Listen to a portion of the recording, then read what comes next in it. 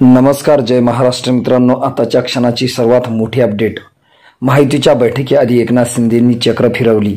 काय आहे सविस्तर अपडेट मित्रांनो, जाणून घेऊया. महाराष्ट्र विधानसभा निवडणुकीत महायुतीने मोठे यश मिळवलं. 288 पैकी 236 जागावर महायुतीने उमेदवार निवडून आले आहेत. महाराष्ट्रात भारतीय जनता पक्ष सर्वात मोठा पक्ष ठरला आहे.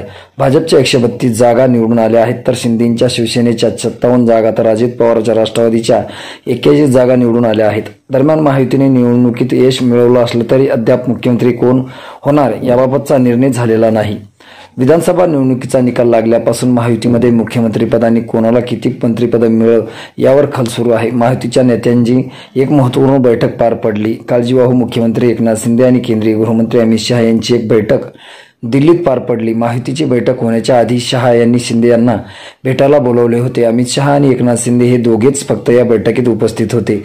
त्यानंतर अमित शहा यांनी JP नड्डा यांना बोलावले. शहा, शिंदे आणि नड्डा अशी एक दुसरी बैठक त्यानंतर झाली. तब्बल अर्धे ते पाऊण तास या तिघांची बैठक सुरू होती. त्यानंतर फडणवीस आणि पवार यांचा फोन लावून बैठकीसाठी बोलवण्यात येण्याचा निरोप देण्यात आला होता. मात्र आधी झालेल्या बैठकीत शहा आणि शिंदे यांच्यात कोणती चर्चा झाली ही माहिती गुलदस्त्यात आहे.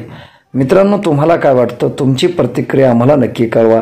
चॅनल अजूनही सबस्क्राईब केलं नसेल तर सबस्क्राईब करा, बेल आयकॉन प्रेस करा. भेटूया पुढच्या व्हिडिओमध्ये. तुर्तास धन्यवाद.